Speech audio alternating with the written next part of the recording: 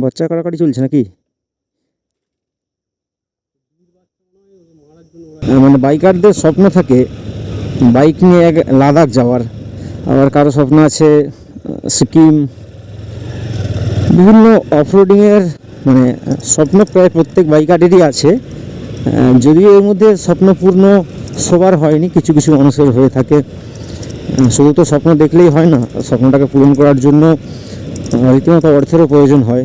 এবার অনেকেই আছে অর্থের দিক থেকে পিছিয়ে, আবার অনেকে আছে মনের জোর এতটাই যে তারা সেই মনের জোর আর সামান্য কিছু অর্থ মোটামুটি বেশ মেকআপ করে হয়তো পূর্ণ করে ফেলে স্বপ্নগুলো। তো বাইক রাইডিং যারা করতে ভালোবাসে তাদের কাছে তো লাদাখ যাওয়াটা সত্যি একটা স্বপ্নেরই বিষয়। যদিও তবে যারা সাধারণ আমাদের মতন, তো তাদের কাছে এই ভাঙাচোরা রাস্তাটাও কিন্তু অফরোডিংয়ের থেকে কোনো অংশে কম নয়। কারণ এই যে রাস্তায় চালানোর যে অভিজ্ঞতা একটা আলাদা রকম, ভেতর দিয়ে মানে যে লোকালিটির ভিতর দিয়ে যাতায়াত, একটু স্পিড তুলতে গেলেই একটা ভয় কাজ করবে মনের মধ্যে। হঠাৎ করে যদি সামনে বাছুর এসে যায় বা এই যে প্রভু যদি এসে যায় তখন তো দুর্ঘটনা পাক্কা।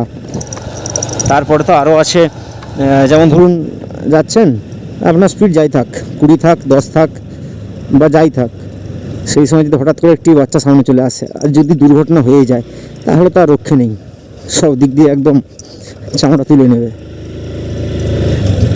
তারপর তো আরও অনেক রকম কাহিনী আছে এই সমস্ত রাস্তায়। যারা দৈনন্দিন এই সমস্ত রাস্তায় যাতায়াত করে তারা ভালো করেই জানে এই সমস্ত রাস্তার অভিজ্ঞতা ঠিক কেমন। তো এখন এটা হচ্ছে যোগনাশ্রম এলাকারই একটা রাস্তা, শ্যামগঞ্জ ইন্দিরা মোড় থেকে যাচ্ছি যোগনাশ্রম বাজারের দিকে। বাবা হনুমান, কি অবস্থা! এই কি কাণ্ড! বাচ্চা কাড়াকাড়ি চলছে নাকি?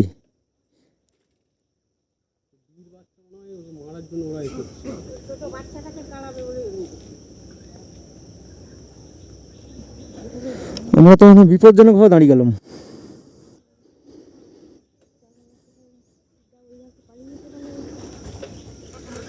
যাওয়াটা রিস্ক লাগছে। হ্যাঁ সেটাই তো ব্যাপার, যে হঠাৎ করে লাফিয়ে পড়লেই মুশকিল।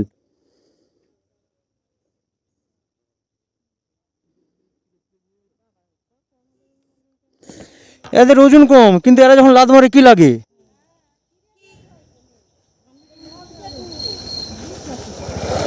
এদের মারপিট লেগেছে। চলো এবার যাওয়া, এবার পাস করে যাচ্ছে সব। ডান দিক দিয়ে আছে, ডান দিক দিয়ে।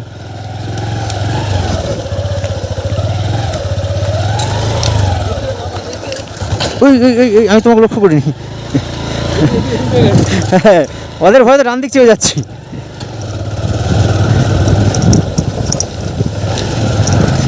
তো দেখো যা বলছিলাম, মানে আনএক্সপেক্টেডলি ভাবিনি যে এরকম একটা ঘটনার সম্মুখীন হব।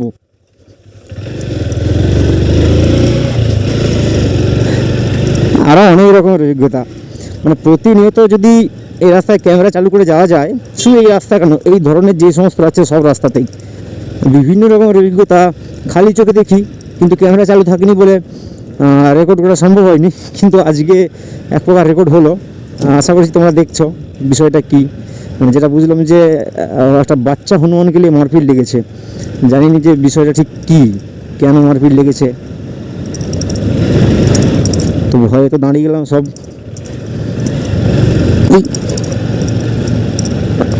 কত রকমের কাণ্ড!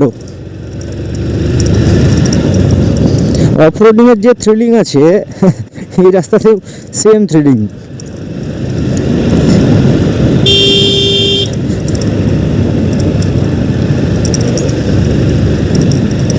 আলাদা একটা ভাইব আছে।